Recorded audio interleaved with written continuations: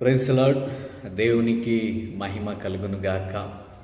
ఈ సమయంలో దేవుని ఒక మాటను మనం చదువుకుందాము.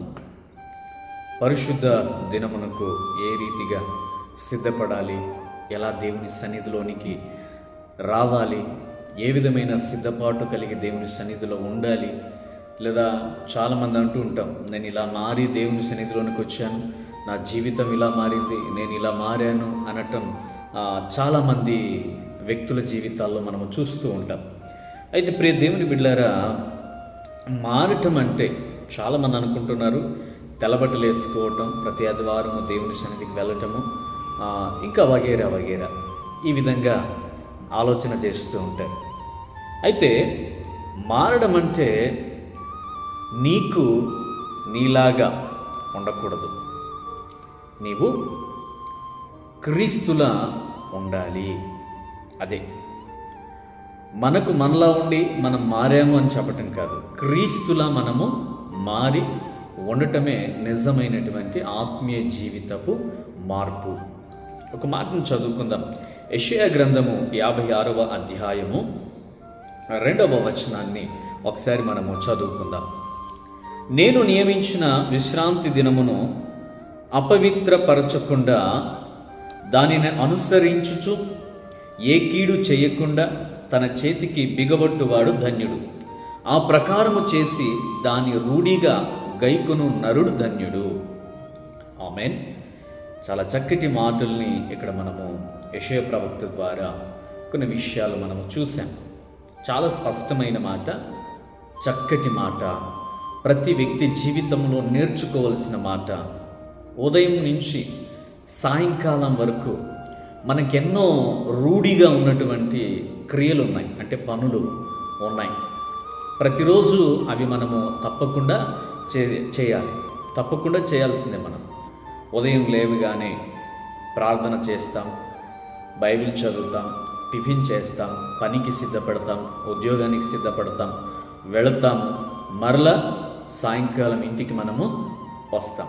అంటే ఒక రోజులో ఏమేం చేయాలో అనేటువంటివి కొన్ని రూఢి అనేటువంటిది మనకు ఉంది. అయితే దేవుని వాక్యం కూడా ఇక్కడ స్పష్టముగా ఒక మాట ఏమని సెలవిస్తూ ఉంది అంటే, ఏదైతే దేవుడు విశ్రాంతి దినము ఉందో దానిని మనము అపవిత్రపరచుకోకుండా దానిని అనుసరించాలి అని దేవుని వాక్యము సెలవిస్తూ ఉంది. మనం చాలామంది చూస్తూ ఉంటాం, ఆదివారమున అనేకమైనటువంటి పనులు తెలిసి కూడా మనము పెట్టుకుంటూ ఉంటాం, తెలిసి పెట్టుకుంటూ ఉంటాం చాలా మటుకు. ఈరోజు ఇది దేవుని దినము, ఇది మనము దేవునికి ఇవ్వాలి, మనము దేవుని సన్నిధిలో ఉండాలి. తెలుసు, తెలియకుండా జ్ఞానము లేని వారు ఎవరు కూడా లేరు. ప్రతి ఒక్కరు కూడా జ్ఞానం కలిగి ఉన్నటువంటి వారే. శనివారం సిద్ధపడాలి మనం. రేపు ఆదివారపు పరిశుద్ధ దినాన, పరిశుద్ధ ఆదివారము దేవుని సన్నిధిలో మనం ఉండాలి. అది దేవుని దినము. వారమంతా దేవుడు ఆరోగ్యం ఇచ్చాడు, కష్టపడడానికి శక్తినిచ్చాడు, బలమునిచ్చాడు, ఆయువునిచ్చాడు. మరి ఆదివారం 2 గంటలు దేవుని సన్నిధిలో గడపటానికి మనకు చాలా కష్టంగా మారిపోతూ ఉంది. ఈ కాలంలో చాలామందికి ఒక అలవాటైనటువంటి రూఢిపరుచుకుంటున్నటువంటిది ఏంటంటే, ఇంట్లోనే కూర్చొని ఆన్లైన్ సర్వీసుల్లో పాల్గొనటం. అది కొన్ని సమయాల్లో మంచిది. ఎలాంటి సమయంలో అంటే, ఇల్లు బయట దాటి రాని పరిస్థితి.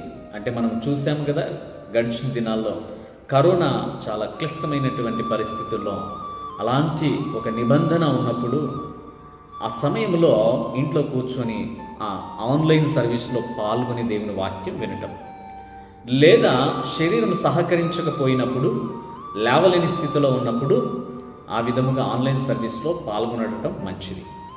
అయితే కాళ్ళు చేతులు మంచిగా ఉండి, ఆరోగ్యము మంచిగా ఉండి, బలము శక్తి ఉండి, జ్ఞానం ఉండి, నడిచే శక్తి ఉన్నప్పటికీ కూడా, ఖర్చు చేసుకొని ఛార్జ్ పెట్టుకునేటువంటి ఆర్థిక స్తోమత ఉన్నప్పటికీ కూడా, కాళ్ళు చేతుల్లో సత్తువ ఉన్నప్పటికీ కూడా, ఈనాటి కాలంలో చాలామంది ఏం చేస్తున్నారంటే, ఇళ్లలో కూర్చొని టీవీ ఆన్ చేసుకొని లేదా మొబైల్స్ ఆన్ చేసుకొని ఏ సర్వీస్ జరుగుతుందో ఆన్లైన్ దాంట్లో పాల్గొని ఆమెన్ హల్లెలూయా అని చెబితే సరిపోతుంది అనేటువంటి పరిస్థితిలోనికి చాలామంది వచ్చారు.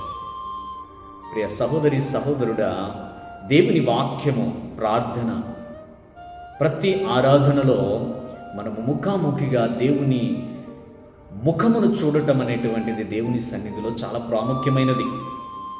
అది ఎల్లవేళలా అలా మనము ఆన్లైన్లో పాల్గొనటం కాదు, కానీ దేవుని సన్నిధికి నడుచుకుంటూ దేవుడిచ్చిన ఆరోగ్యము, శక్తిని ఉపయోగించుకుంటూ దేవుని సన్నిధికి వెళ్ళి ఆయన ముఖమును, ఆయన దర్శనమును చేసుకుని నీ ముఖమును ఆయనకు చూయించి ఆయనను ఆరాధించి స్తుతించి వారమంతా కాపాడినందుకు కృతజ్ఞతాస్తుతులు చెల్లించి రావడం అనేది చాలా ప్రాముఖ్యమైనది.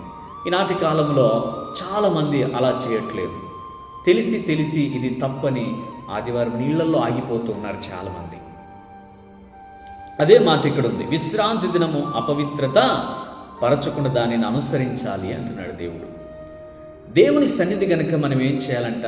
దేవుని సన్నిధికి వెళ్ళాలి, ప్రార్థనలో పాల్గొనాలి, ప్రార్థన చేయాలి, పాటల్లో పాల్గొనాలి, పాటలు పాడాలి, వాక్యం వినాలి, గైకొనాలి, హృదయంలో భద్రపరుచుకోవాలి, తగిన సమయముందు దానిని నెమరు వేసుకోవాలి, ఆరాధించాలి హృదయపూర్వకంగా. ఆయన చేసిన ప్రతి మేలును కూడా వారమంతా ప్రయాణంలో, పనిలో, అన్నిట్లో కూడా ఆయన ఎంతో అద్భుతంగా మనల్ని కాపాడి తన కృప మన మీద ఉంచి ఆయువునిచ్చి, ఆరోగ్యమునిచ్చి, బలమునిచ్చి, శక్తినిచ్చి వారమంతా కాపాడినటువంటి దేవాతి దేవుణ్ణి స్తుతించడానికి మనము వెళ్ళాలి. ఆ దినమును చాలా చక్కగా ఉపయోగించుకోవాలి, దానిని అనుసరించాలి. మనము దానిని పాడు చేయకూడదు. అంటే ఇళ్లలో కూర్చొని తింటూ త్రాగుచు, లేకపోతే ఇంట్లోనే వివిధమైనటువంటి వాటిలో పాల్గొంటూ ఉండటం కాదు. ఆ దినములో ఒక 2 గంటలు దేవునికి మనం అప్పజెప్పాలి. దినమంతా నీకు అప్పజెప్పమని లేదు, 2 గంటలు దేవుని సన్నిధిలో అప్పజెప్పాలి. ఎందుకంటే వారమంతా దేవుడు చేసిన మేలుల కొరకే.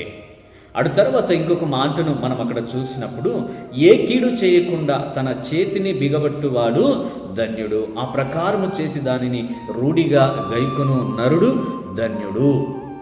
దేవుని సన్నిధికి వెళ్ళినప్పుడు దేవుడు నానా విధమైనటువంటి మంచి ఆలోచనలతో మనల్ని నింపేటువంటి వాడే ఉన్నాడు. వారమంతా మన ఆలోచనలు ఏ విధంగా ఉన్నాయో, ఏ విధంగా నడుచుకున్నామో, మనుషుల పట్ల, మనం పనిచేసేటువంటి స్థలాలలో ఎదురయ్యేటువంటి మనుషులలో వివిధమైనటువంటి ఆలోచనలు అన్నీ కూడా ఈనాటి కాలంలో మనుషులకు మార్పు తీసుకుని వస్తూ ఉంది. ఎందుకంటే మనము దినము టీవీలలో చూస్తూ ఉన్నాం, ఉన్నది ఉన్నట్టుగానే మనుషులు ఒకరిని నరుక్కోవటం, కొట్టుకోవటం, చంపుకోవటం, లేనిపోని సమస్యలను తెచ్చుకుంటూ చాలామందిని మనము చూస్తూ ఉన్నాం.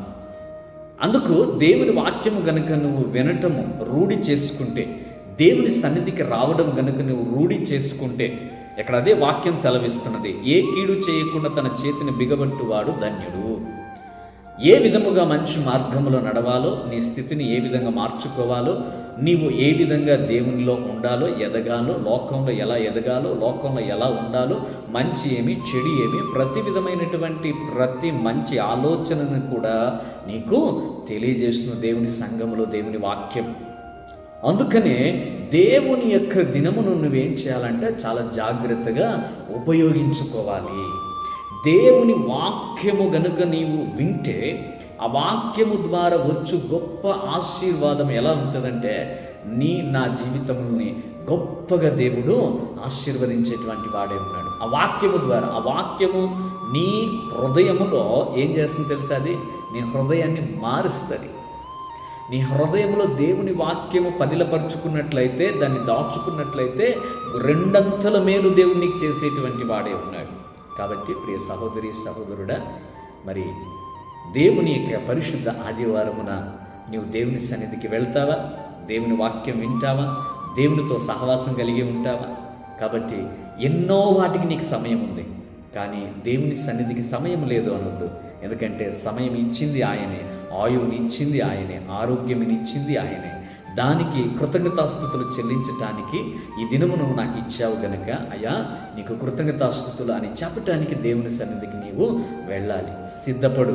దేవుని సన్నిధికి నేను త్వరగా వెళ్ళాలి, దేవుని ముఖ దర్శనమును నేను చూడాలి, దేవుని సన్నిధిలో నేను పని చేయాలి, పరిచర్య చేయాలి, దేవుని సన్నిధిలో ఈరోజు నేను సంతోషంగా ఉండాలి అని ఆతృతతో దేవుని సన్నిధికి పరిగెత్తు. నీవు ఆతృతతో దేవుని సన్నిధికి వెళితే నీ ప్రార్థన దేవుడు వింటాడు, నీ ప్రార్థనకు జవాబు దేవుడు ఇవ్వబోతున్నాడు. దేవుడు నిన్ను దీవించును గాక. ఆమేన్.